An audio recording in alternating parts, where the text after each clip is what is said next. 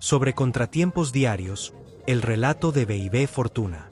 Echaré a Java fuera del trono el día de mi golpe, pensó Bebé Fortuna mientras caminaba alejándose de la sala del trono de Java para conspirar con los monjes Beomar. Mis guardias lo empujarán hasta la reja sobre el pozo del rancor. Lo dejaré ahí por un momento para que vea al furioso rancor por debajo de él, para que escuche sus rugidos, para que sepa que cuando yo abra la trampilla para dejarlo caer, el rancor se lo comerá, y para que sepa, finalmente, que yo heredaré su fortuna y su organización criminal y no podrá detenerme. Fortuna bajó rápidamente por las sombrías escaleras en espiral sucias de arena hacia las mazmorras de abajo. Detrás de las piedras de esta escalera se encuentra la rampa por la que Java se deslizará al pozo del rancor, pensó Fortuna. Java verá mi mano cernirse sobre el botón que abre la trampilla y sabrá que está a punto de morir. Fortuna sonrió. Tocó las piedras y se imaginó la empinada rampa tras estas. Había calculado las dimensiones del cuerpo hinchado de Java y había concluido que, si lo untaba con grasa, Java podría deslizarse por la rampa. Untar a Java con grasa sería maravillosamente ignominioso. Fortuna imaginó al personal de cocina apresurándose desde la cocina con ollas de grasa caliente, su alegría mientras la arrojaban sobre Java, su satisfacción por la venganza definitiva por sus hijos e hijas que Java había utilizado como catadores y por sus colegas arrojados al rancor cuando un plato fallaba. Fortuna había ordenado a Porcellus, el jefe de cocina, y a su personal que guardaran la grasa en ollas viejas. Ellos no sabían por qué, pero pronto lo harían. Sería un día feliz. Fortuna pasó por delante de las sombrías celdas de los prisioneros. Algunas celdas estaban en silencio. Gemidos surgían de otras. Un sonido de sollozos emanaba de una. Fortuna hizo balance de todas ellas y los prisioneros en su interior. Liberaré a este prisionero, pensó Fortuna. A este lo ejecutaré. A estos otros los venderé como esclavos. Fortuna pretendía que su justicia fuera rápida y definitiva. El pasaje dejó de ser espiral y se volvió más silencioso, y de repente el suelo estaba libre de arena. Había sido barrido a fondo. Los monjes vivían más allá de ese punto. Fortuna se detuvo, se quitó las sandalias y las golpeó contra la pared de piedra para sacudir la arena, un signo de respeto hacia los monjes. No llevaría más de la suciedad de la ocupación de Java de su palacio a los lugares en los que ellos vivían. Como debía angustiarles la suciedad de las partes del palacio que no controlaban. Fortuna juró que dejaría a los monjes limpiar a fondo el palacio, una vez, antes de expulsarlos para siempre, antes de que pudieran volverse contra él. Se puso las sandalias y siguió caminando. Cada vez había menos velas, consumiéndose en sus nichos, iluminando el pasillo. Las sombras se profundizaron. A veces Fortuna caminaba en completa oscuridad, pero no vaciló. Avanzó con confianza. Conocía este pasadizo. Había ido allí muchas veces para aprender los secretos de los monjes y conspirar con ellos. Sin embargo, los niveles inferiores eran frescos, y Fortuna tiró más de su capa a su alrededor. Una sombra se movió por el pasillo delante. Metal arañando piedra desnuda. Fortuna se detuvo y analizó la oscuridad alrededor de él. Su intuición no percibía peligro. Pero oyó movimiento de nuevo, en la oscuridad, acercándose a él. Sacó su blaster y se agazapó contra la pared mientras la sombra de una araña gigante tan alta como Fortuna se alzaba. La araña salió de las sombras y correteó más allá de Fortuna. Fortuna se relajó, un poco, pero mantuvo el blaster en su mano. Solo es un cerebro andante, se dijo, una máquina con forma de araña que lleva el cerebro sin cuerpo de un monje iluminado en un tarro unido a la parte ventral. Inofensivo, pero aún así lo odiaba. Los cerebros andantes le inquietaban. Observó luces en la base del tarro del cerebro parpadear en suaves verdes y azules, como si fueran parte del adorno fluorescente de una vanidosa araña del tamaño de un humano. Tal vez su intención era unirse a Java en su comida. Solían hacerlo. Los cerebros hablaban a través de altavoces en la jarra en estúpidos intentos de instruir a Java sobre la naturaleza del universo y así promover su iluminación. Ello siempre divertía a Java y a sus invitados a comer. Fortuna recordó la primera vez que había visto un cerebro andante. Entonces no pensó que resultaran divertidos.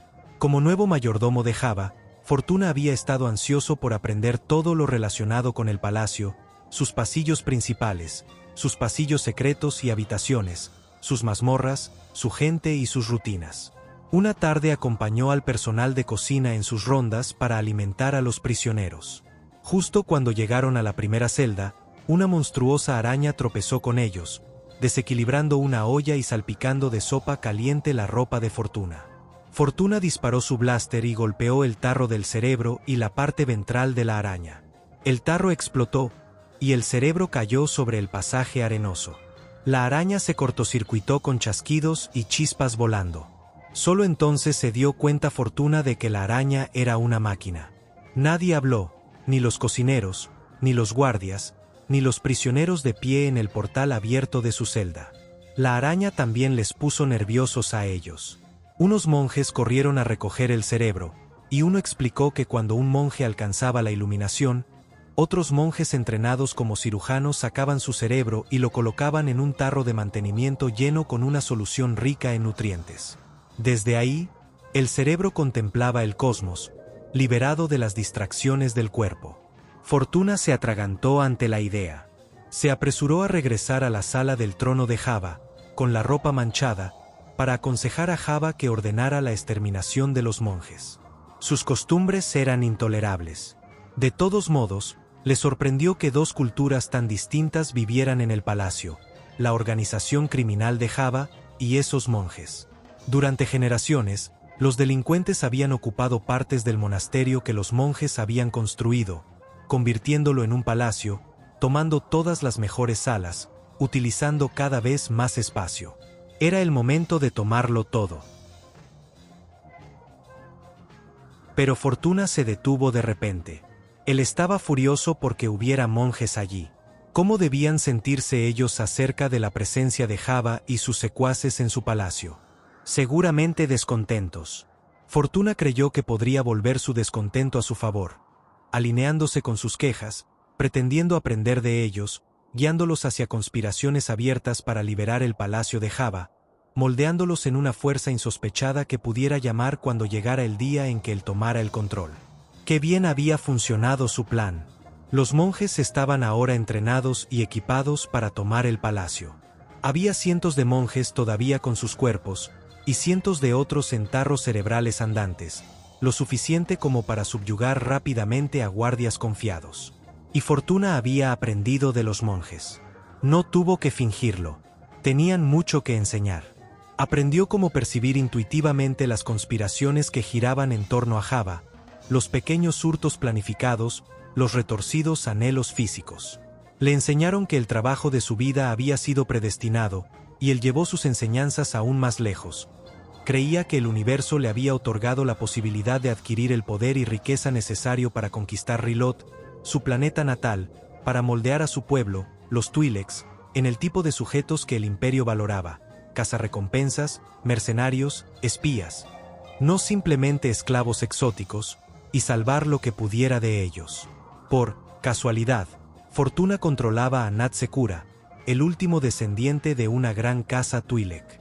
Nat era vital para su plan. La gente se uniría a Nat, y al liderazgo indirecto de Fortuna, cuando llegara el momento de conquistar Rilot. Los Twi'leks recordarían lo que Fortuna había hecho por ellos para siempre. Los nombres de sus antepasados serían honrados de nuevo. Él sería honrado. Pero había trabajo por delante, y tenía que estar preparado. El tiempo de felices ensoñaciones había pasado. Levantó las protecciones en su mente que ocultaban sus pensamientos más sombríos y apretó el paso. Solo uno de los monjes le esperaba en la sala del consejo, y no estaba sentado meditando. Se paseaba por la sala. «Maestro Fortuna», dijo. «Pensábamos que no vendría. Su amigo está en grave peligro». «¿Qué amigo?», preguntó Fortuna. No tenía amigos. Nat Secura. Java está a punto de dárselo de comer al rancor. Fortuna se volvió y regresó corriendo por el pasillo. Java odiaba a Nat porque era feo. Nat había sido horriblemente quemado en los incendios que los esclavistas de Java prendieron en la ciudad de Nat para obligar a sus habitantes a caer en sus redes. Su cara y cuerpo estaban llenos de cicatrices. Sus leku, Las colas cefálicas que los Twi'leks utilizaban para gran parte de su comunicación estaban casi quemados. Nat solo podía comunicarse con su voz, una terrible desventaja, pero seguía siendo quien era. Fortuna encontró a Nat entre los escombros de la ciudad y se dio cuenta del premio que suponía. Tenía mayor valor que las joyas. Dárselo de comer al Rancor. Pues sí, después de que Fortuna dejara de correr, alisó su túnica, recuperó el aliento, y entró en la sala del trono, se encontró lo siguiente. Nat, atado, azotado, tumbado boca abajo en la reja. El Rancor rugía por debajo de él y mantenía la boca abierta para recoger la sangre que goteaba de Nat. Los vergonzosos jirones de los Lekku de Nat estaban extendidos por encima de la reja. Alguien había arrancado el cubrecabeza que Fortuna había hecho llevar a Nat. La multitud de aduladores y títeres de Jabba abucheaba y se burlaba de Nat sobre sus comidas. La propia mano de Jabba se cernía a pulgadas del botón que abría la trampilla, pero cuando Jabba vio a Fortuna, su profunda y grave risa retumbó y le indicó a Fortuna que se acercara a su trono. Nat es tan feo, dijo Jabba. Quiero ver si el Rancor se lo come, o si lo lanza de vuelta a nosotros. El Rancor haría eso. Arrojaba a aquellos que encontraba poco apetitosos contra la reja una y otra vez hasta que el cuerpo se convertía en una pulpa irreconocible que el cuidador limpiaba al día siguiente. La reja era oscura por la sangre de los que el Rancor había rechazado. Entonces se perderá la diversión que Nat podría proporcionar, dijo Fortuna. ¿Qué diversión?, retumbó Jabba. Fortuna estaba pensando rápido, tratando de encontrar una manera de salvar a Nat. Nat es un corredor, dijo, y un acróbata. Podría eludir al Rancor durante un tiempo. A Jabba le encantaba ver esas cosas a través de la reja. Todo el mundo lo sabía. Movió su mano hacia el botón. Pero no ahora, dijo rápidamente Fortuna. No después de ser azotado. Dele 2 días para recuperarse, entonces lánchelo al pozo. Será una gran diversión para todos nosotros. Me has traicionado, gritó Nat a la espalda de Fortuna. Nunca debería haber confiado en ti. Yo. Fortuna levantó la mano. Nat se quedó en silencio de inmediato.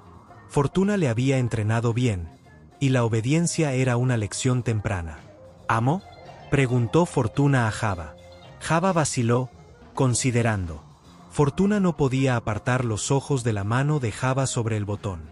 2 días entonces, dijo Jabba, finalmente, apartando la mano.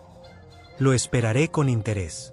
Fortuna llamó a 2 guardias gamorreanos para que levantaran a Nat de la reja y lo llevaran hacia las mazmorras. Fortuna le siguió. Los guardias se detuvieron ante la primera celda, que ya estaba llena. Aquí no, dijo Fortuna. No voy a encarcelar a Nat con otros que puedan matarle o mutilarle y echar a perder la diversión de Jabba. Seguime. Los condujo por el pasadizo hasta la celda más lejana. Estaba desocupada. Dejadlo aquí, dijo. Los guardias lanzaron a Nat a la celda, cerraron la celda de un portazo, y se alejaron refunfuñando. Fortuna se quedó mirando a través de las barras de la puerta. Nat yacía en el suelo de piedra. No quería o no podía levantarse para mirar a Fortuna. Eso hacía la comunicación más difícil, ya que gran parte de lo que Fortuna quería decir quería indicarlo con sus Lekku para que nadie más lo entendiera. No quería hablar en voz alta para que otros le escucharan. Pero finalmente Fortuna dijo 2 palabras. Te salvaré. Se dio la vuelta y se alejó, no de vuelta a la sala del trono de Jabba, sino por el pasadizo hacia los monjes. Conocía una única forma de salvar a Nat. Solo entonces, mientras caminaba por el limpio pasadizo de los monjes, Fortuna se preguntó cómo ellos habían sabido que esto pasaría, cuando él mismo no.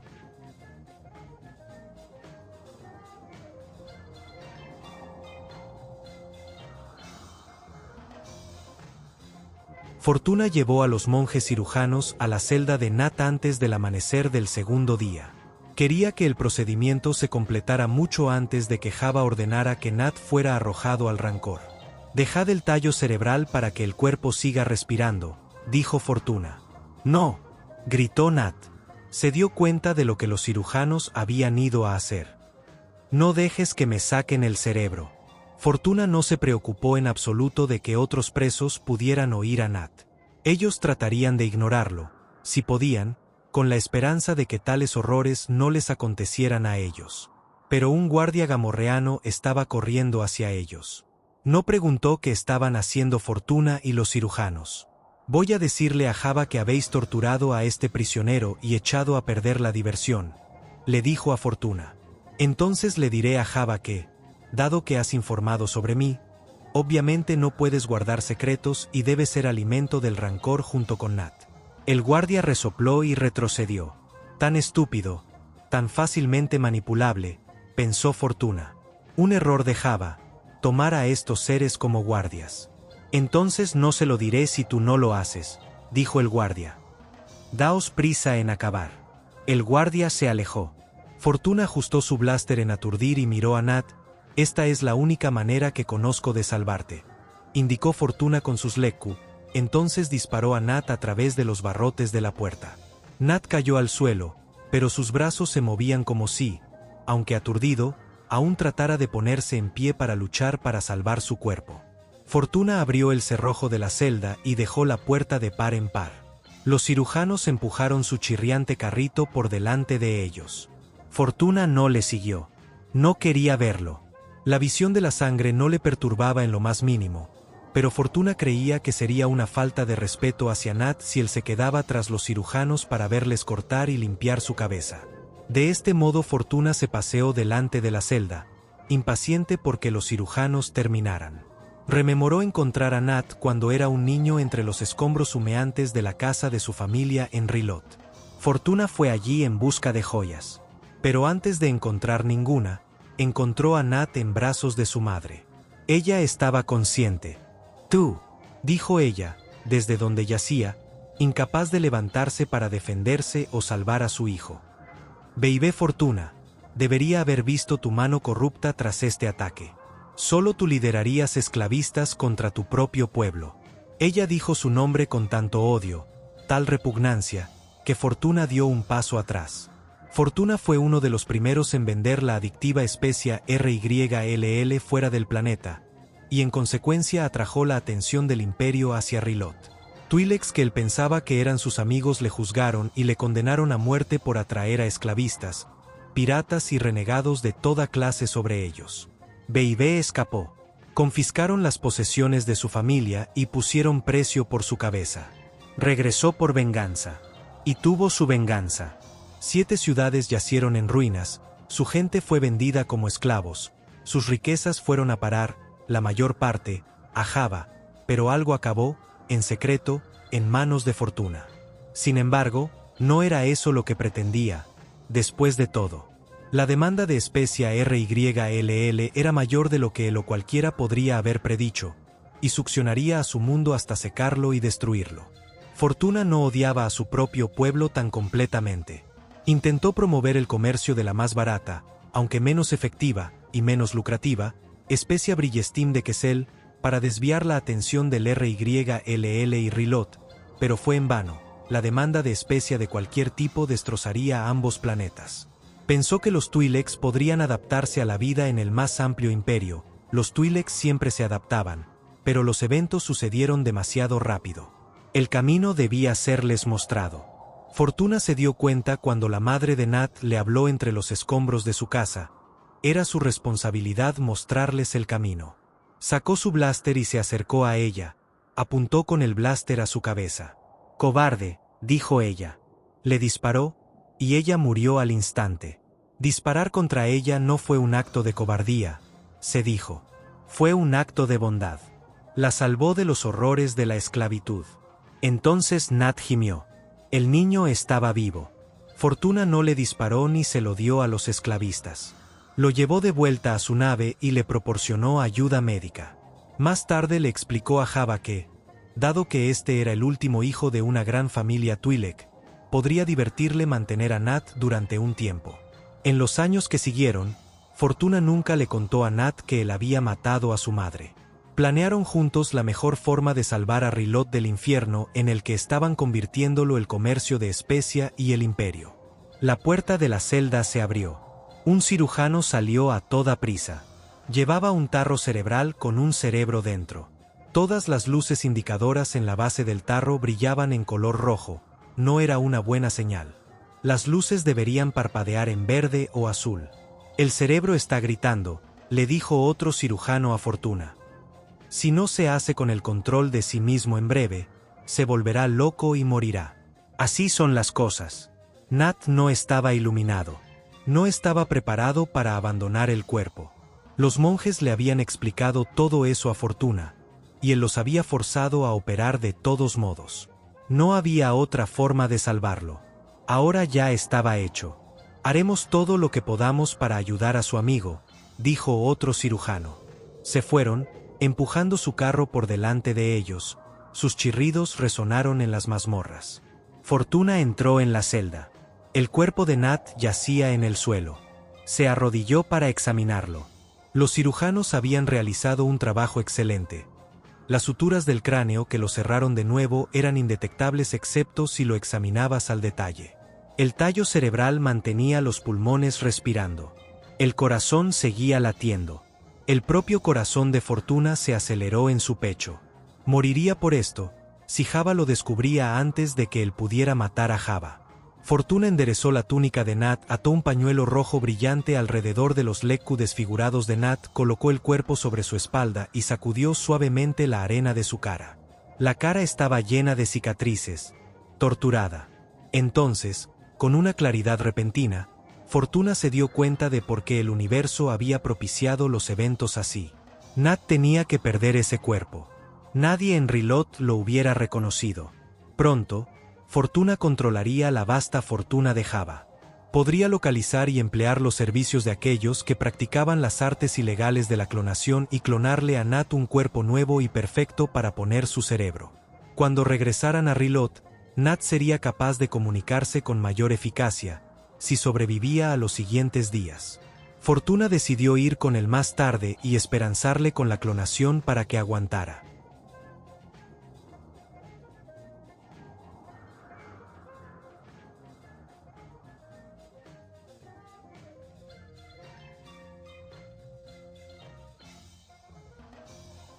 Más tarde esa mañana, cuando Java ordenó que Nat fuera arrojado al Rancor, Fortuna envió a 2 guardias para llevar el cuerpo de Nat a la trampilla delante del trono de Java. Nat se ha desmayado por el miedo, les dijo en voz baja. Pero seguramente despertará en su descenso hacia el Rancor. Ellos le creyeron. Mucho dependía de los acontecimientos de los próximos minutos y si Java los aceptaba. Los guardias arrojaron el cuerpo de Nat sobre la trampilla y Java pulsó el botón de inmediato, como Fortuna había esperado que hiciera. La trampilla se abrió, y el cuerpo se hundió en el pozo del Rancor. Los aduladores de Java rodearon la reja para ver al Rancor comerse a Nat. Java presionó los botones que hacían avanzar su trono hasta el borde para poder ver. El cuerpo de Nat yacía boca abajo en la arena de debajo. El Rancor rugió, pero no se movió. Nat no corre, gritó Java. ¿Por qué no corre? El Rancor se apoderó del cuerpo y se lo comió en 3 bocados. La sangre salpicó a través de la reja sobre las manos, ropas y cara de Fortuna, manos, ropas y caras de todos alrededor del pozo. El Rancor levantó la vista hacia ellos, eructó y rugió, pero todo el mundo en la sala del trono de Java estaba inmóvil. Todos esperaban que Java estuviera enojado. Nat debe haber llegado a odiarle, le dijo Fortuna a Java, en el relativo silencio. Sabía que le complacería verlo correr, por eso no ha corrido. Alguien se rió. S.Y. Snuotles comenzó a tararear una melodía. Max Rebo empezó a golpear su teclado. Y, finalmente, Java se rió. Se lo ha comido, el Rancor se lo ha comido. No tiene ningún sentido estético. Java situó su trono de vuelta a la posición original, lejos de la reja, mientras que la música sonaba y la vida en el palacio volvía a la normalidad. Java se creyó lo que le había dicho Fortuna. No sospechaba lo que había sucedido. Fortuna caminó pensativamente a través de la multitud de matones galácticos de todas las especies, tipos duros que esperaba que fueran una parte de su gente, limpiándose la sangre de Nat de las manos. Cuando pudo, más tarde esa noche, Fortuna se apresuró a ir con los monjes y el cerebro de Nat.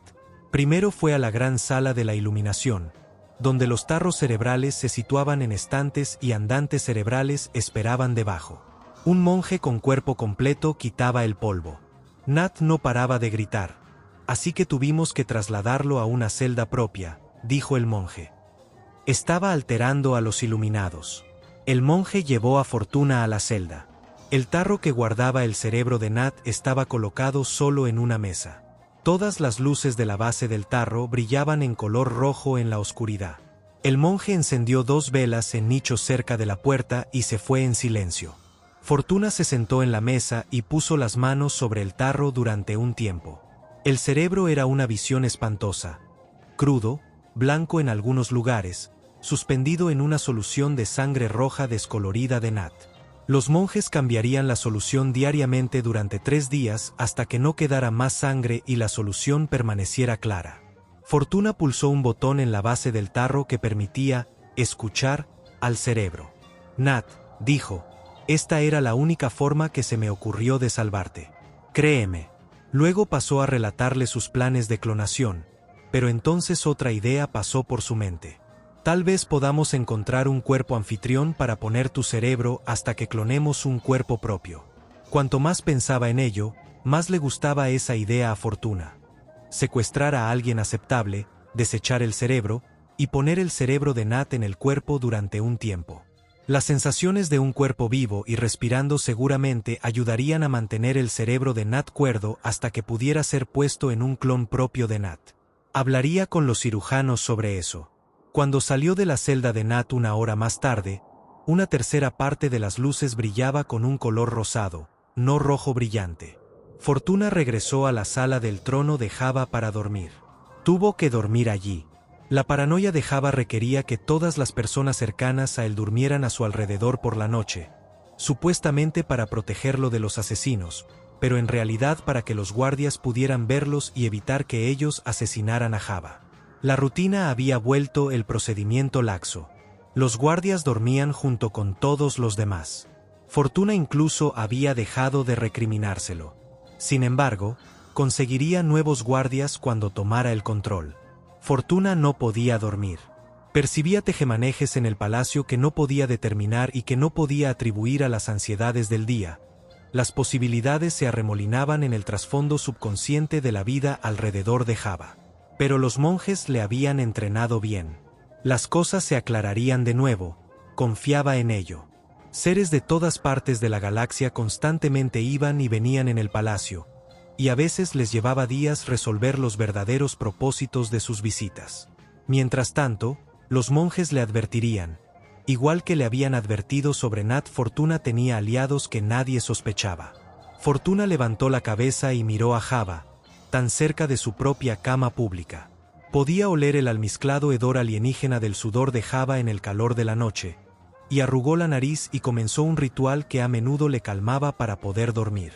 Sobre contratiempos diarios, pensó Fortuna en silencio. Java aún vive. Ese era el principal y más importante de la lista de contratiempos diarios. Pero Java moriría pronto. Los preparativos de Fortuna estaban casi completos. Asegurarse los últimos conjuntos de códigos de las dispersas cuentas bancarias de Java, poner a prueba la lealtad de los últimos pocos que tenían que estar a su lado durante el golpe. Había dejado poco que hacer. Pero además de su propia conspiración, Fortuna sabía de otras 14 contra la vida de Java, conspiraciones que ya no detendría. Siempre era prudente hacer planes de contingencia, y él tenía 14 grupos de conspiradores haciéndolos por él. Fortuna simplemente se quedaría observando, y los guiaría cuando fuera posible.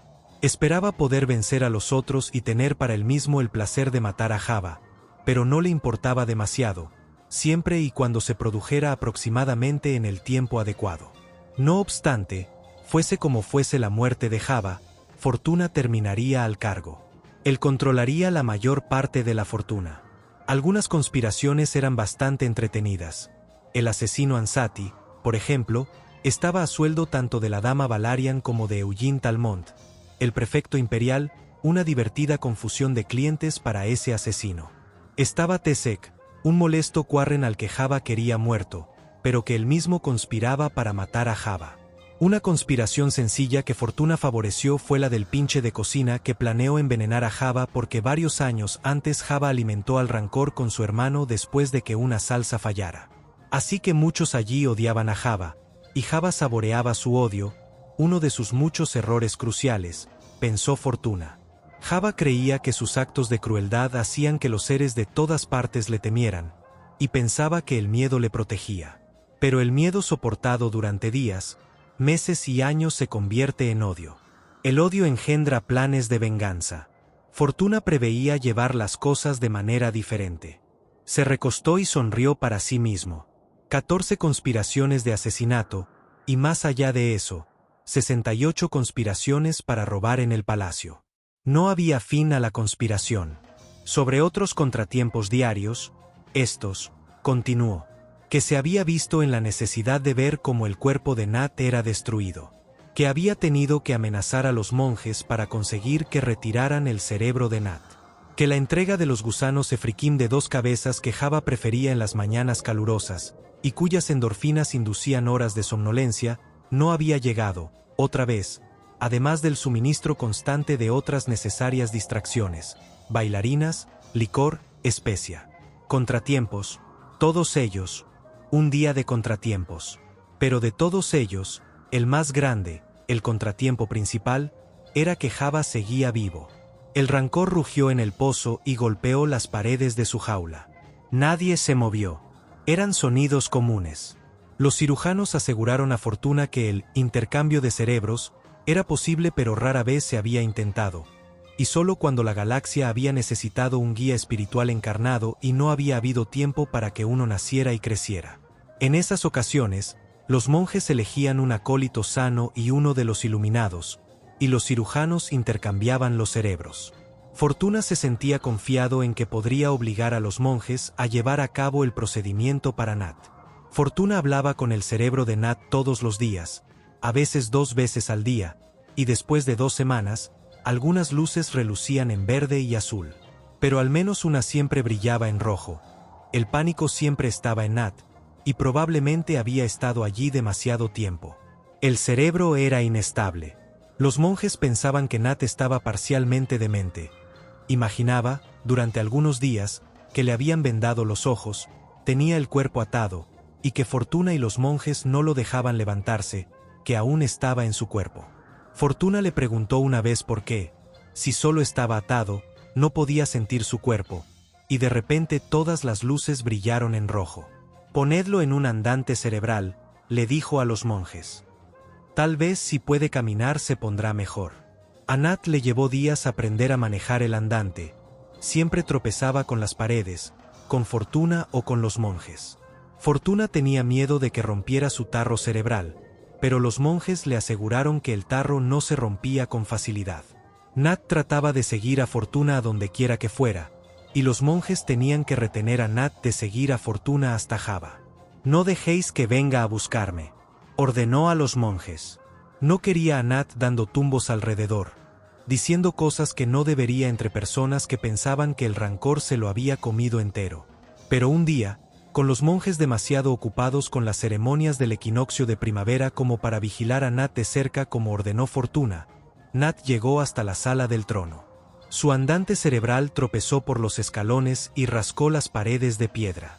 Nadie le prestó ninguna atención, pero de repente avanzó hacia el centro de la sala, peligrosamente cerca de la reja del suelo. Fortuna se dio cuenta de que si 2 o 3 de sus piernas se enganchaban en la reja y no podía liberarse, los guardias tendrían que levantarlo. Java podría decidir enviarlo al Rancor en su lugar. Nunca había enviado un andante cerebral al Rancor, y Fortuna no quería que a Java se le ocurriera la idea ahora. Java tenía un nuevo droide de protocolo, un tal C3PO, regalo de cierto humano ególatra que afirmaba ser un caballero Jedi. Fortuna convocó rápidamente al droide dorado a su lado. «Mantén a ese andante cerebral lejos de la reja», dijo. «Guíalo alrededor del perímetro de la sala y abajo con los monjes tan pronto como sea posible». «De inmediato, amo Fortuna», dijo C3PO. Pero C3PO pronto dio un golpecito en el hombro a Fortuna. «El iluminado desea hablar con usted», dijo. Se ha negado rotundamente a volver con los monjes hasta que lo haga. No puedo imaginar que podría ser tan importante como para... Suficiente, dijo Fortuna. Hablaré con él. Déjanos. El droide arqueó su espalda y se alejó caminando rígidamente. ¿Qué pasa?, le preguntó Fortuna a Nat. He encontrado un cuerpo anfitrión. Dijiste que podía tener un cuerpo. Sí. ¿De quién es? No recuerdo su nombre, pero parece un cuerpo fuerte, y necesito un cuerpo fuerte. ¿Dónde está, entonces? ¿Está en esta sala? A Fortuna no le gustaba tener esta conversación en la sala del trono de Jabba. No quería que nadie escuchara. 2 o 3 ya estaban mirando hacia ellos. Dímelo ahora, exigió Fortuna. Luego debes volver con los monjes. El cuerpo en carbonita no le hace ningún bien a nadie. Dame el cuerpo en carbonita. Fortuna tuvo que sonreír. ¿Han Solo?, dijo. La idea era deliciosa. Fortuna tenía muchas razones para odiar a los corellanos. Vidlo Cuerve, su rival para el puesto de mayordomo, había sido un corellano. Usar el cuerpo de Han de esta manera sería una buena venganza con los corellanos en general. Miró el cuerpo de Han Solo, congelado en carbonita, hibernando perfectamente. La cabeza de Han parecía más o menos del mismo tamaño que lo había sido la de Nat. Por supuesto, le dijo a Nat. Tendrás ese cuerpo. Pronto, no tuvo que añadir, cuando esté al control aquí. Tal experimento probablemente habría divertido a Jabba, pero Fortuna no podría haberle explicado la parte de Nat, o la suya, en ello. Algunos asuntos llevaron a Fortuna a Mos Eisley. Se alegraba de alejarse del palacio por una tarde, pero estaría bastante ocupado, organizar nuevos proveedores para enviar el efriquim que el palacio todavía esperaba, comprobar el progreso de la reconstrucción de la casa de la ciudad de Jabba después del incendio. Sin embargo, el más interesante de sus asuntos era que se reuniría con el humano, Luke Skywalker, que afirmaba ser un caballero Jedi y que había enviado los droides a Jabba como regalo. El humano quería negociar por Han Solo, y Fortuna lo invitó a la casa de la ciudad para escuchar su oferta. Este repentino estallido de interés por el corellano congelado divertía a Fortuna. Quizás aún hubiera formas de hacer que solo fuera provechoso. Dejar ir a Han sin más iría en beneficio de tu amo, dijo Skywalker. Fortuna rió. Había esperado arrogancia de alguien que decía ser un caballero Jedi, y no fue decepcionado. Han Solo le ha costado muy caro a Jabba, joven Jedi, dijo Fortuna. ¿Cómo iría en beneficio de mi amo dejar simplemente que se vaya? Además, estoy seguro de que el imperio no querría a Solo vagando por ahí de nuevo. El gobierno cambiará, fue todo lo que dijo Skywalker por respuesta. Y de repente la niebla que enturbiaba la intuición de Fortuna se despejó. Identificó una sorprendente trama en curso en el palacio. La rebelión quería a Han Solo. Este humano sentado frente a él era un representante de la rebelión, y otros que ya estaban en el palacio, un guardia, los droides, al menos esos, todo parte de un gran plan para liberar a Han Solo, por razones que él no podía imaginar. ¿Qué querría la rebelión de un contrabandista? Gran parte de la conspiración eran solo probabilidades. Figuras clave aún no estaban en su lugar, Fortuna podía sentirlo. Sin embargo, su interés se acrecentó. Sería un interesante escenario que observar. Fortuna no le dijo nada de todo esto a Skywalker. Llevó la conversación de vuelta al dinero. Solo le costó muy caro a Jabba, como he dicho. Esperaría el pago del cargamento de especia que solo arrojó si alguna vez lo dejara ir. Pagaré lo que sea que Han le costara a Jabba, más los intereses, si ese es el único acuerdo al que podemos llegar, dijo Luke. Pero tú no quieres dinero. Tú quieres ayudar a tu gente, a pesar de que tus planes le harán más daño a tu pueblo que otra cosa. Libera a Han, y después de que derribes a Jabba, únete a la rebelión. La nueva república pondrá a Rilot bajo su protección. Rilot no será destruido, como sí lo será bajo el imperio, y tú lograrás tus objetivos. Fortuna no pudo hablar por un momento. Los poderes intuitivos de este joven humano eran fuertes. La convicción y honestidad de Luke tocó el corazón de Fortuna. Por un breve momento, Fortuna vio un brillante futuro en el que las personas no tendrían que conspirar, ni maquinar, ni confabular como lo habían hecho durante toda su vida. Pero el momento pasó. Fortuna sintió el peso del imperio y sus caminos se asentaron de nuevo en su mente. El imperio no sería derrocado.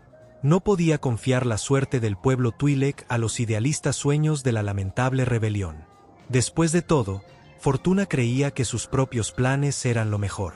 «Tus palabras me conmueven», le dijo a Skywalker, finalmente, y no pudo evitar decir algo acerca del próximo derrocamiento de Jabba. «Parte de lo que has predicho se cumplirá en cuestión de días.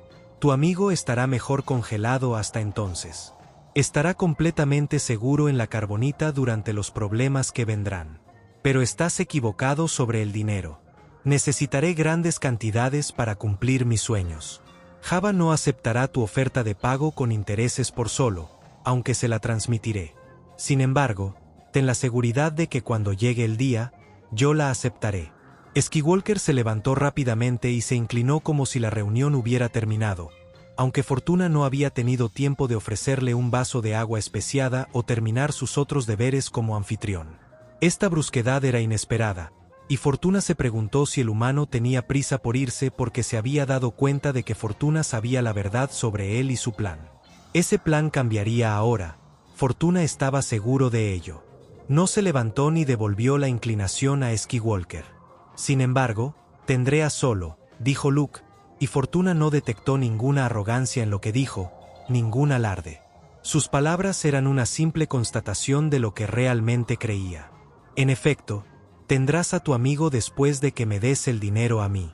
Sabrás cuándo venir», dijo Fortuna. Skywalker se volvió y se alejó. Fortuna no le dijo al joven humano de ojos brillantes exactamente cómo pensaba mantener su palabra.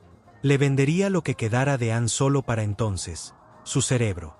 Eso sería lo que los guardias entregarían a este Jedi después de tener su dinero. Tal acuerdo llamaría la atención del Imperio y mejoraría la posición de Fortuna en él. Jabba rechazó la oferta del Jedi y ordenó a Fortuna no admitir a Skywalker, justo como Fortuna había predicho. En el tiempo que siguió, Fortuna observó cuidadosamente a aquellos que la rebelión había plantado en el palacio. Los droides, y el guardia que servía con excelencia. Luego se plantaron incluso más representantes de la rebelión acogidos, por así decirlo, en el seno de Jabba. Una mujer humana, Leia Organa, una vez princesa y senadora imperial, ahora una esclava bailarina, después de que se desenmascarara estúpidamente a sí misma y ahorrara la molestia a Fortuna de sacar a Han Solo de la carbonita, y el Wookiee, Chewbacca, con quien Organa completó su fracasado disfraz y que fue encarcelado de inmediato, estando ahora con su viejo amigo Solo. Esta conspiración no parecía estar yendo demasiado bien, con los actores principales pareciendo felices con sus empleos, aprisionados o esclavizados. Fortuna pensaba que había tenido razón en no dar ningún crédito a la rebelión, si esto era lo mejor que podían hacer para rescatar a alguien. Daba más crédito al plan del cocinero de envenenar a Jabba. Pero la antigua princesa había logrado hacer una cosa bien, en lo que respectaba a Fortuna. Había introducido un detonador termal en el palacio, y ahora lo tenía Fortuna, después de robárselo a un guardia bípid que se lo había robado a la princesa durante la conmoción posterior a su desenmascaramiento. Nadie preguntó qué había sido de él. Eso hacía del detonador un maravilloso plan de contingencia. Entonces, una mañana, Fortuna se despertó de repente, antes que todos los demás. Algo no estaba bien en el palacio. Había alguien allí que no debería estar, y estaba avanzando hacia la sala del trono. Fortuna se incorporó y arregló sus ropas. Su intuición le dijo quién venía: Luke Skywalker. Fortuna se movió rápida y silenciosamente a través de la sala del trono y se reunió con Skywalker en la parte superior de la escalera. «¿Qué haces aquí?», preguntó. «Ya sabes que Jabba no ha aceptado tu oferta, y no hablará contigo. Debes esperarme a mí. Me llevarás con Jabba ahora», dijo Skywalker. Sin explicación. La típica arrogancia. «Te llevaré con Jabba ahora», le respondió a Skywalker. Por un breve momento, Fortuna hizo una pausa para considerar si los trucos del Jedi podrían haber influido en su mente, pero rápidamente omitió ese pensamiento. Seguramente no podría ser así.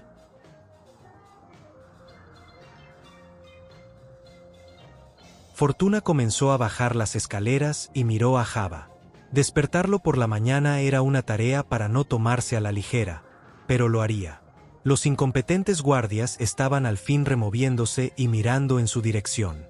El humano siguió a Fortuna por las escaleras y murmuró algo sin sentido a sus espaldas acerca de servir bien a su amo y ser recompensados. Fortuna no pudo reprimir una sonrisa. Él habló en el oído de Java. Luke Skywalker, el Jedi, ha venido a hablar con usted. Java enfureció al instante, y Fortuna se preparó. Te dije que no lo admitieras, gruñó Java. Se me debe permitir hablar, dijo Skywalker. Trató de usar su truco poco sutil de manipulación mental en todos en la sala. Se le debe permitir a hablar, dijo Fortuna, pero Java empujó a Fortuna contra la pared. Estúpido débil mental, le gritó. Fortuna se tomó su tiempo para levantarse y alisar sus ropas. Nadie le miraba. Fortuna se sintió avergonzado ante sus seguidores. Era un momento precario. Fortuna había planeado lanzar su golpe en 2 días. Ahora sabía que tendría que llegar en cuestión de horas. Sus planes tendrían que cambiar, y cambiar rápidamente. Una vez que el favor de Java le había sido retirado, no viviría mucho tiempo. Fortuna analizó rápidamente su situación. Tal vez Java tenía razón acerca de su debilidad mental. Echando la vista atrás, Fortuna podía pensar que Skywalker había influenciado su mente, pero este no era momento para dudar de él mismo, no si quería sobrevivir. Se preguntó cuánto de sus planes suponía o conocía Java. Mucho, probablemente. No habría reaccionado violentamente si todavía confiara en Fortuna y su juicio. Fortuna dejó que su intuición tocara las mentes de sus seguidores, y se sorprendió. No requería ningún entrenamiento especial en intuición percibir el desprecio que algunos sentían ahora por él. 3 incluso estaban dispuestos a desenmascarar la conspiración de Fortuna. Fortuna se dio cuenta de que, dadas las circunstancias, sus planes podrían tener que abreviarse aún más, antes de que sus apoyos se erosionaran más. El arrogante Jedi fue arrojado al rancor, y en la conmoción que siguió, con todo el mundo arremolinándose alrededor para ver al rancor comerse a Skywalker, nadie se dio cuenta de que Fortuna desaparecía durante un momento. Pronto regresó. Si sus planes tenían que cambiar rápidamente, de días, a horas, o quizás a minutos, podría adaptarlo. Ahora tenía el detonador termal robado en el bolsillo, y mantenía una mano sobre él. Las cosas cambiaron rápidamente. Skywalker logró matar al rancor, para sorpresa de todo el mundo. ¿Por qué no ha podido venir antes?, se preguntó Fortuna. Nat todavía estaría en su cuerpo, y valiosos esclavos y otros, incluyendo una talentosa bailarina, todavía estarían vivos. Java ordenó que Skywalker, el Bukie, y solo fueran arrojados al Sarlacc y comenzó a hacer los preparativos, dejando claro a todo el mundo la importancia de volar con él en su barcaza para presenciar las ejecuciones. Y Fortuna y 14 conspiradores vieron su mejor oportunidad materializarse. Java nunca regresaría vivo de ese viaje. Fortuna decidió que pondría en marcha el detonador termal justo después de escapar de la barcaza. Mataría a Java y a todos aquellos que habían presenciado cómo Java le avergonzó. Lamentó la probable pérdida del cuerpo de Solo, pero encontraría a otro para Nat. Fortuna completó metódicamente los preparativos para su golpe. Tenía su esquife privado colocado en la barcaza para su fuga. Dejó órdenes a los monjes para que tomaran el control del palacio cuando todos se fueran con Java. Envió códigos que congelaban todas las cuentas de Java. Su conspiración estaba en marcha. Todas las conspiraciones estaban en marcha. Fortuna se reclinó y, durante el paseo a través de la arena, contempló las muchas maneras en las que Java podría morir en ese viaje. La situación era enormemente divertida. R2D2, uno de los droides de la rebelión, rodó hacia él y le ofreció su selección de bebidas, delicados sándwiches, y gusanos efriquim escabechados. Finalmente habían llegado, que seguramente harían las delicias de Java, y seguramente lo matarían. Los gusanos estaban todos envenenados. La mitad de las bebidas estaban envenenadas. El veneno era lento. Aquellos que lo ingirieran no se darían cuenta de su efecto en bastante tiempo. Fortuna podía distinguir qué vasos eran seguros, y bebió libremente. Observó a Java comerse un puñado de gusanos efriquim e iniciar el proceso de su muerte. Fortuna ajustó silenciosamente el detonador termal para asegurarse de ello. C3PO se acercó a Fortuna y se inclinó. «Amo Fortuna», dijo. «¿Puedo hacerle una pregunta?» «Ciertamente. ¿Alguien ha sido rescatado alguna vez del Sarlacc?» «No que yo sepa», dijo Fortuna, y se dio la vuelta, sin querer ser molestado por las preocupaciones de un droide. Aún así, se preguntó por qué el droide preguntaba acerca del rescate del Sarlacc. La intuición de Fortuna no podía decírselo, era difícil desentrañar las motivaciones de los seres mecánicos. Pero Fortuna supuso que había devoción en el droide. Tal vez otra conspiración estaban haciendo, una para salir a rescatar de alguna manera a un antiguo amo. Eso alcanzó a Fortuna.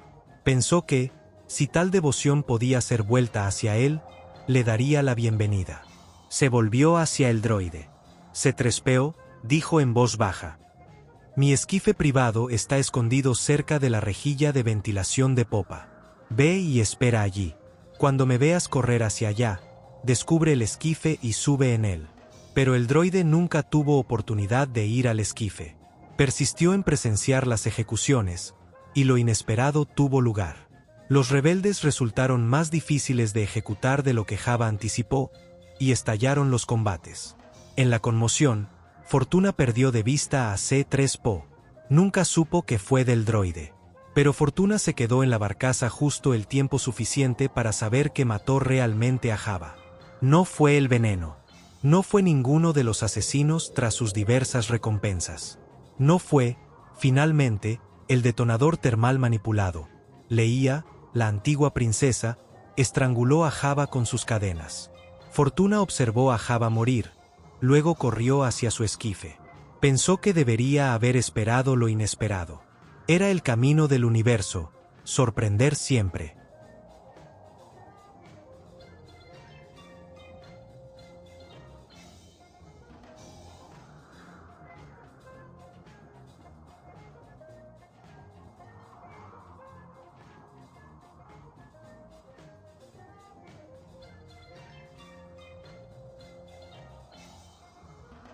El viaje de regreso al palacio fue un placer para Fortuna.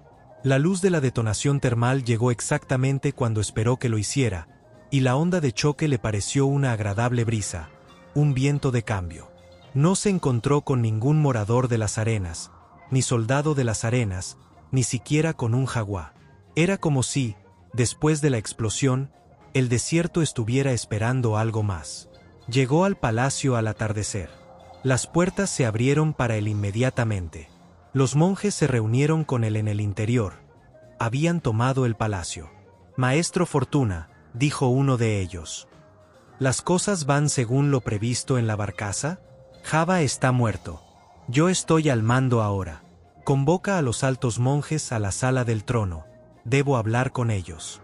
Había tenido cuidado de no llamar la sala del trono de Jabba. Era suya ahora.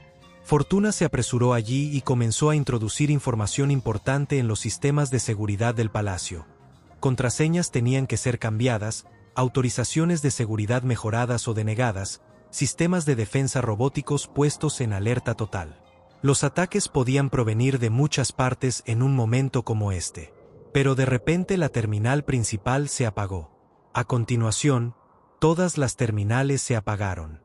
Las luces del techo parpadearon y se apagaron. Fortuna solo tenía la luz de las velas y antorchas en sus nichos. Se apresuró a través de la sala de trono, y encontró la puerta principal cerrada y bloqueada. Todo había sucedido muy silenciosamente, y supo de inmediato lo que había sucedido.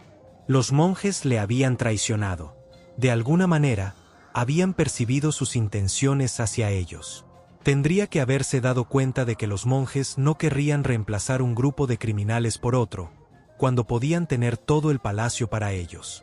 No requirió ningún don intuitivo especial darse cuenta de eso. De repente se preguntó qué había aprendido acerca de la intuición de los monjes. Después de todo, ¿juegos de salón, trucos de niños? Había profundidades allí que no había imaginado. Pero había muchas maneras de salir de la sala del trono y el palacio. Podía completar su golpe desde la casa de la ciudad en Mos Eisley, luego volver para retomar el palacio de los monjes. Se precipitó hacia la primera salida secreta, pero estaba bloqueada. Cada salida estaba bloqueada. Fortuna corrió a la tarima de Java y pulsó el botón que abriría la trampilla al pozo del rancor, pero no se movió. Fortuna estaba atrapado. Los alijos secretos de armas habían sido vaciados. Fortuna tenía su blaster, pero un blaster no podía contener a un ejército de monjes. Un terminal parpadeó encendiéndose. Un mensaje estaba escrito a través de la pantalla. Fortuna corrió hacia allí y lo leyó. Has progresado rápidamente en tu camino espiritual, hermano Fortuna. Tu búsqueda ha terminado. Prepárate para la iluminación. Fortuna agarró el terminal por un momento, tratando de respirar, entonces intentó introducir una respuesta. La terminal no aceptaba una. Le hubiera gustado negociar con los altos monjes, honestamente esta vez, pero dudaba de que le hubieran escuchado.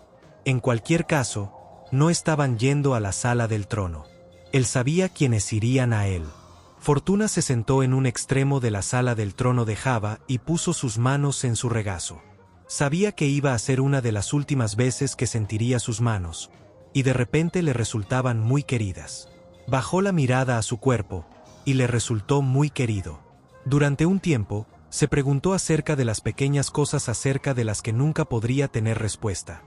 ¿Cuántos del personal de Java se las había arreglado el cocinero para envenenar en la barcaza antes de envenenar al mismo Java? ¿Cuánto tiempo tardarían los monjes en barrer la arena que generaciones de delincuentes habían dejado en el palacio? ¿Qué harían los cocineros con la grasa que les había hecho guardar?